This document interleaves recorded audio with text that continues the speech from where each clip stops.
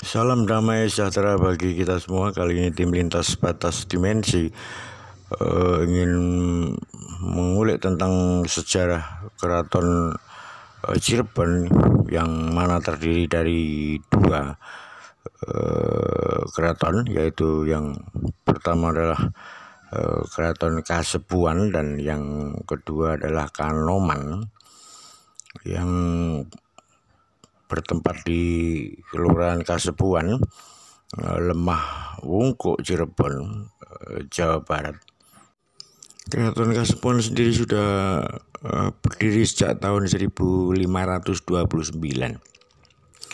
Pada awalnya pembangunan Keraton Kasepuhan dibangun oleh Pangeran Mas Zainul Arifin dengan maksud untuk memperluas bangunan pesanggeran Keraton Pakungwati, yaitu keraton pertama yang berdiri pada tahun 1430 di Cirebon juga. Keraton Kasepuhan menempati area sekitar 25 hektar yang terdiri dari berbagai macam bangunan, termasuk Sitinggil, merupakan bangunan pertama atau bangunan paling terdepan saat kita mengunjungi di kawasan keraton tersebut. Dan satu lagi adalah Keraton Kanoman yang terletak di Jalan Kanoman 40, Lemah Wungkuk juga, kelurahannya di Cirebon. Keraton Kanoman didirikan oleh Pangeran Muhammad Badriddin atau Pangeran Kertawijaya yang bergelar Sultan Anom pertama pada tahun sekitar 1678 Masehi. Berbeda dengan Keraton Kasepuhan, di tradisi Keraton Kanoman masih memegang kuat sekali adat istiadat seperti grebek sawal yang dilakukan seminggu setelah Idul Fitri dan ziarah ke makam leluhur Sunan Gunung Jati di Desa Astana, Cirebon Utara. Dan peninggalan bersejarah di Keraton Kanoman erat kaitannya dengan siar agama Islam karena peran besarnya Sunan Gunung Jati atau lebih dikenal juga dengan Syarif Hidayatullah, yaitu seorang penyebar agama Islam di sekitaran Cirebon dan sekitarnya. Di Keraton Kanoman ini juga masih banyak barang-barang peninggalan bersejarah, termasuk dua kereta bernama Paksi Nagaliman dan Jempana yang masih terawat dengan baik sampai sekarang, tersimpan di museum. Bentuknya unik, bentuknya seperti burak yang dikendarai hewan yang dikendarai Nabi Muhammad ketika beliau Isra Mi'raj. Raja Fathaillah juga mendirikan kerajaan lagi di Banten dan diserahkan kepada anaknya, yaitu Sultan Hasanuddin yang memerintah atau memimpin kerajaan Banten waktu itu. Kedua kerajaan dulu sempat mengalami masa keemasan, yaitu kerajaan atau Kesultanan Banten dan Kesultanan Cirebon, oleh karena kepiawaian dari Sunan Gunung Jati.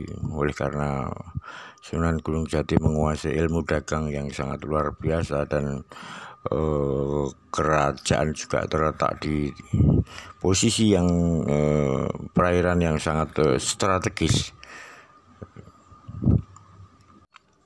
Oleh karena itu tidak mengherankan apabila sewaktu pemerintahan dari kedua sultan tersebut sudah mengadakan perdagangan dengan saudagar-saudagar dari Cina dengan bukti bahwa banyak peninggalan keramik dari Cina yang bertebaran di keraton Kesultanan Cirebon dan bahkan di makam Sunan Gunung Jati juga banyak gerabah-gerabah keramik, piring-piring guci yang berasal dari Tiongkok, menandakan bahwa memang sudah ada peradaban yang maju dan perdagangan yang sangat maju sekali. Oleh karena kepiawaian dari Sunan Gunung Jati dalam mengelola tata negara dan tata perdagangan saat itu. Padahal dulunya menurut babat tanah Sunda, Cirebon adalah sebuah dukuh yang kecil.